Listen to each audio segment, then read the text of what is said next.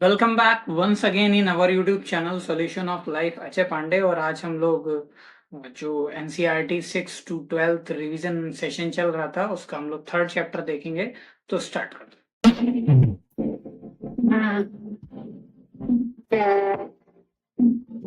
तो देखिए हमारा जो नेक्स्ट चैप्टर है ये है आपका force and Newton's law of motion. तो अभी हम लोगों ने लास्ट चैप्टर में मोशन पढ़ा था, मोशन, पोजीशन, रेस्ट, ग्राफ और बहुत सारी चीजें हम लोगों ने वहां पे देखी थी। तो हम लोग आगे देखते हैं। तो हम लोग इसमें ये पढ़ने वाले हैं कि फोर्स और मोशन, लॉज ऑफ मोशन में क्या होता है। तो सबसे सिंपल सा फंडा जो है हम उसको देखते हैं। तो हमारी डेली लाइफ में क्या है कि हम देखते हैं कि स्टेशनरी ऑब्जेक्ट जो है वो मोशन में है, या जो स्टॉप ऑब्जेक्ट हैं वो मूव कर रहे हैं, या कह सकते हैं कि ऑलमोस्ट ऑलमोस्ट सारी चीजें क्या कर रही हैं, मूव कर रही हैं अगर हम पुल या पुश फोर्स लगाते हैं तो सिंपली अगर हम फोर्स की बात करें तो क्या होता है। देखिए, the cause of motion is the force, यानी कि जब हम किसी ऑब्जेक्ट में मोशन ला दें या मोशन जिसकी वजह से आ रहा है उसको क्या कहते हैं, फोर्स। क्लियर है। सपोज कि जैसे कि एक ऑब्जेक्ट है और आपने इस पे पुश किया या पुल किया तो इसमें मूवमेंट होगा या मोशन आएगा, तो उसी को हम लोग क्या कहते हैं, फोर्स कहते हैं। सिंपल सिंपल यानी कि it is an external effort in the form of pushing, pulling, stretching, compression etcetera. Pressure भी हो सकता है, और या किसी ऑब्जेक्ट की पोजीशन में चेंज करना या ट्राई टू चेंज। क्लियर है। तो उसे हम क्या कहते हैं, फोर्स कहते हैं। क्लियर है। It has a magnitude and direction, means कि ये क्या है, वेक्टर क्वांटिटी। ये बहुत इंपॉर्टेंट है, कई बार पूछा जा सकता है। एसआई यूनिट क्या है, newton. CGS unit dyne. Newton को हम और क्या कहते हैं, ये देखिए नीचे लिखा हुआ है, केजी मीटर पर सेकंड स्क्वायर। तो डाइन को क्या कहेंगे, ग्राम सेंटीमीटर पर सेकंड स्क्वायर। क्लियर है। इफेक्ट ऑफ फोर्स के देखते हैं हम लोग कि क्या क्या हो सकता है। भाई किसी बॉडी को स्टार्ट कर सकता है, स्टॉप कर सकता है, स्पीड को चेंज कर सकता है, स्लोअर फास्टर कर सकता है, डायरेक्शन को चेंज कर सकता है, शेप को चेंज कर सकता है। क्लियर है। टाइप ऑफ फोर्सेस की बात करते हैं तो there are basically two types of forces. Contact force में हम कौन सी बात करते हैं, जो मस्कुलर फोर्स है, फ्रिक्शन फोर्स है, जो कॉन्टैक्ट की वजह से आता है। जैसे कि दो बॉडी रब कर रही है तो इनके बीच में फ्रिक्शन आ रहा है तो ये कॉन्टैक्ट फोर्स है। या मस्कुलर फोर्स ऐसे प्रेस करेंगे तो ये कॉन्टैक्ट, हम लोग जनरली कॉन्टैक्ट के थ्रू देखेंगे। क्लियर है। तो यहाँ पे देखिए लिखा हुआ है, to apply a force on an object our body. तो जो हमारी बॉडी से अप्लाई होगा वो muscular force. Same friction force की बात करें तो एक्ट्स बिटवीन टू सरफेसेस। तो दो सरफेस के बीच में जब हम स्लाइड करते हैं या ट्राई टू स्लाइड करते हैं तो उनके बीच में फोर्स आता है, उसी को हम क्या कहते हैं, फ्रिक्शन फोर्स। देखिए हम लोग फास्ट चल रहे हैं क्योंकि हम लोग रिवीजन पर्सपेक्टिव से ये क्लासेस कर रहे हैं। नॉन कॉन्टैक्ट फोर्स की बात करें तो मैग्नेटिक फोर्स। मैग्नेटिक फोर्स देखिए, मैग्नेट, आप अगर कोई मेटल लेते हैं तो उसको दूर से ही अट्रैक्ट कर लेता है, तो that is a non contact force. Electrostatic force, तो इलेक्ट्रोस्टैटिक फोर्स में भी क्या होता है कि कई बार आपने देखा होगा कि ऐसे आप कॉम को ऐसे ड्राई एयर्स में रब करें और जो पेपर पीसेज हैं उनके पास ले जाते हैं तो वो क्या हो जाते हैं, स्टिक हो जाते हैं। तो ये भी कंडीशन है।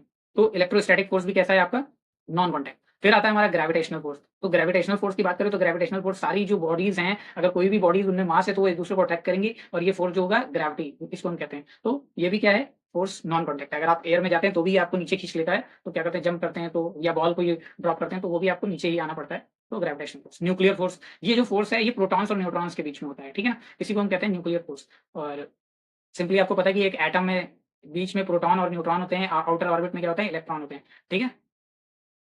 और जो न्यूक्लियर फोर्स होता है ये स्ट्रॉन्गेस्ट फोर्स होता है नेचर में। क्लियर है। ये चीज पता रखनी है आपको। फिर हम अगर हम बेसिकली बात करें तो हम जनरली जो फोर्स है उसको अदर टाइप से भी डिफाइन कर सकते हैं। देखते हैं कौन कौन सा है। तो सबसे पहला हमारा क्या है, बैलेंस फोर्स। तो बैलेंस फोर्स क्या है कि number of forces acting on a body is zero. ठीक है। यानी कि अगर कोई बॉडी है, इस पर जो फोर्सेस लग रहे हैं इसका इफेक्ट अगर जीरो हो जा रहा है, यानी कई सारे फोर्स लग रहे हैं लेकिन बॉडी की अगर मोशन में है तो कांस्टेंट मोशन में है, अगर वो रेस्ट में तो उस सेम रेस्ट में, तो उस ऐसे फोर्स को क्या कहते हैं, बैलेंस फोर्स। क्लियर है। यानी कि रिजल्टेंट क्या हो जाना चाहिए बैलेंस फोर्स में, जीरो। ये इंपॉर्टेंट पॉइंट है, याद रखिए। अनबैलेंस की बात करें तो नंबर ऑफ फोर्सेस जो हैं उनका इफेक्ट जो है नॉन जीरो, यानी कि अगर कोई बॉडी मोशन में है, कांस्टेंट मोशन में, तो मोशन चेंज हो जाना चाहिए। या फिर हम कह सकते हैं कि अगर वो रेस्ट में तो मूव कर जाना चाहिए। तो वहां पे हम क्या कहते हैं, रिजल्टेंट जो होगा वो क्या होगा, अनबैलेंस फोर्स का नॉन जीरो होगा। क्लियर है। ठीक है। चलिए। हाँ, और जनरली थर्ड टाइप से हम लोग डिफाइन करते हैं conservative force. Said to be conservative the work done by the force in moving a body depends only upon the initial and final position of the body. अगर conservative force क्या होंगे, अगर वो सिर्फ इनिशियल पोजीशन और final position पे depend करेंगे। Clear है, कि पहले क्या था और लास्ट में क्या हो गया, तो वो कंजर्वेटिव फोर्स होते हैं, जैसे gravitational force, elastic force, central force etcetera. Non conservative force क्या होते हैं कि पाथ पे भी डिपेंड करते हैं, कि कौन से पाथ को ट्रैवल करके जा रहा है। तो कंजर्वेटिव फोर्स क्या है, जो केवल इनिशियल एंड फाइनल पोजीशन पे डिपेंड करते हैं, और नॉन कंजर्वेटिव फोर्स जो केवल आपके, हाँ, इसमें देख लीजिए कि जैसे viscous force, air drag, frictional force, तो ये सारे किसमें आते हैं आपके। क्लियर है। तो नेक्स्ट जो है हमारा, हम बात करते हैं इनर्शिया की।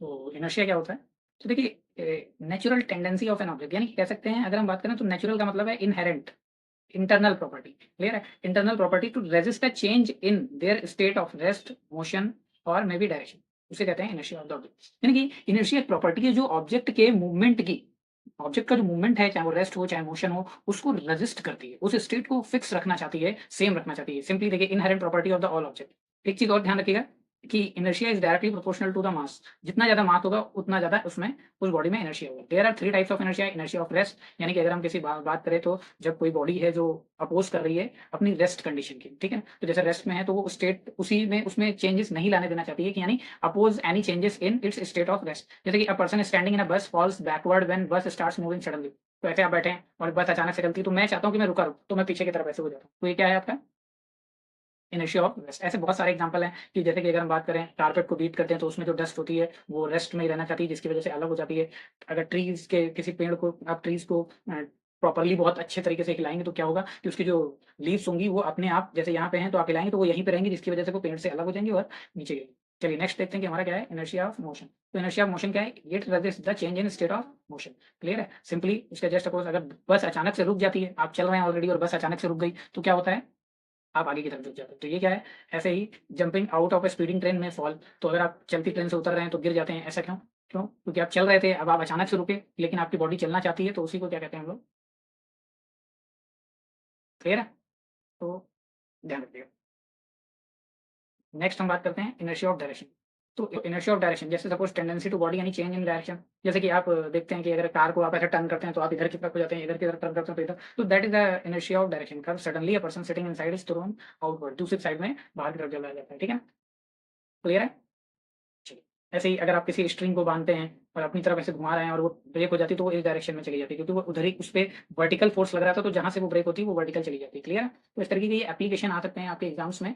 तो हम लोग जो नेक्स्ट टॉपिक है हमारा Newton's law of motion very important topic है, इसको हम लोग पढ़ेंगे ध्यान से।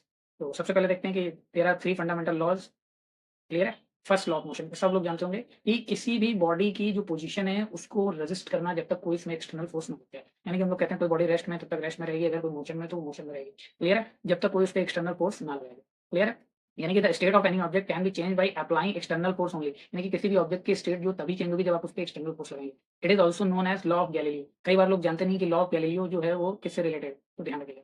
फर्स्ट लॉ पे जो बेस्ड एग्जांपल है जैसे safety belts are worn to prevent injury that cause due to the impact or collision from the application of sudden brakes in life. तो जैसे कि आप बॉडी कार से जा रहे हैं, अचानक से एक्सीडेंट हुआ या ब्रेक लगाया आपने, तो आपकी बॉडी आगे की तरफ जाना चाहती है, लेकिन आप जो सीट बेल्ट लगा रखे हैं, उसकी वजह से आप वहाँ पे रुक जाते हैं। ऐसे कैरम कॉइन देखा होगा, ठीक है? A card with a coin is placed on tumbler. अगर कार्ड पे आप कॉइन रखेंगे और ऐसे करके निकाल लेंगे, तो क्या होगा? वो उसी में गिर जाता है, ठीक? चलिए, तो आगे बढ़ते हैं हम लोग। ऐसे ही मोमेंटम की बात करते हैं यहाँ पे। एक टर्म आता है तो मोमेंटम देख लीजिए कि जैसे ये यहाँ पे लिखा है तो लीनियर मोमेंटम की बात कर रहे हैं हम लोग यहाँ पे। So that is the product of mass into velocity. Clear है? That is the product of mass into velocity. तो यहाँ पर जब हम बात करते हैं तो क्या हो जाता है, ये m क्या है? मास है, v क्या है? वेलोसिटी है। तो मास की यूनिट क्या होती है? केजी, वेलोसिटी की मीटर पर सेकंड, तो मोमेंटम की यूनिट केजी मीटर पर सेकंड। क्लियर है? और ये जो है आपकी ये वेक्टर क्वांटिटी है। तो ऐसे ही यहाँ पे कुछ एग्जांपल्स हैं मोमेंटम से related.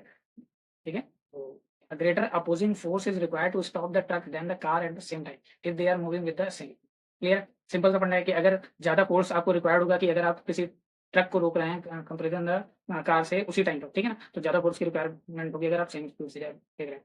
If two stones, one is light and other heavy, are dropped from the top of building, a person on the ground will find it is easier to catch the light stone than the heavy one, क्योंकि heavy का momentum ज़्यादा हो जाएगा। Clear है? चलिए, second law जो है आपका, तो that is called the rate of change of momentum of the object is proportional to the applied unbalance force. तो देखिए यहाँ पे क्या होता है कि मैंने बताया था लास्ट क्लास में कि जो जब भी कोई अपॉन में टी लिखा होता है तो वो रेट पढ़ते हैं। यहाँ पर देखिए ऊपर क्या लिखा है? Delta P. पी से भी मैंने आपको बताया कि किसको रिप्रेजेंट करते हैं? मोमेंटम को। तो डेल्टा का मतलब होता है चेंज, तो चेंज इन मोमेंटम अपॉन में टाइम है तो क्या हो जाएगा? Rate of change of momentum. क्या किसके directly proportional? Directly proportional to the external force, क्योंकि हम लोग लॉज ऑफ मोशन में क्या पढ़ रहे हैं? एक्सटर्नल फोर्स पर।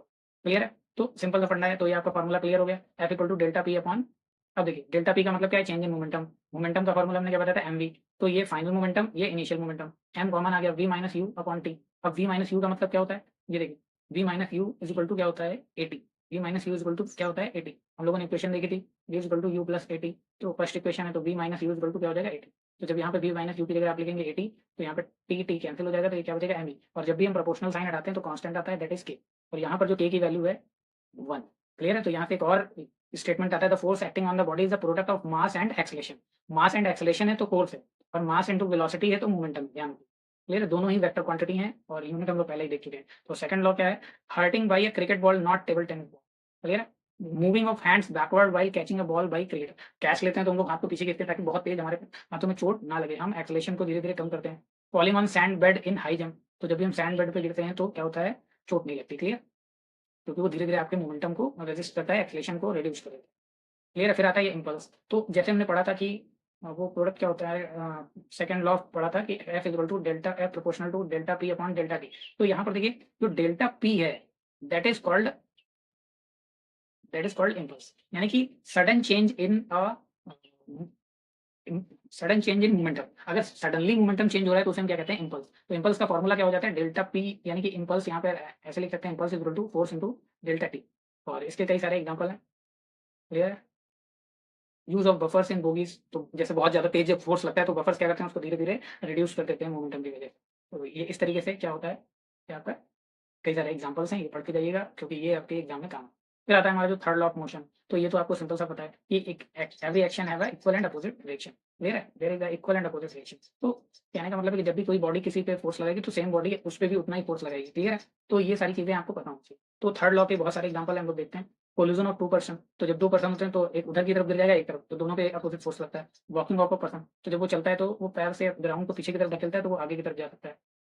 ठीक है? रिकॉइल ऑफ गन, ये बहुत इंपॉर्टेंट है। तो देखिए इसमें क्या होता है कि जब गन बुलेट फायर होती है तो बुलेट तो आगे की तरफ जाती है बट जो गन है वो पीछे की तरफ आ जाती है। क्लियर है? तो इस तरीके से rocket propulsion, propulsion of boat in forward direction, तो ये सारे किसमें आते हैं, न्यूटन्स लॉ ऑफ मोशन में। तो आज की क्लास में इतना ही। Thank you. जय हिंद, टेक केयर, बाय।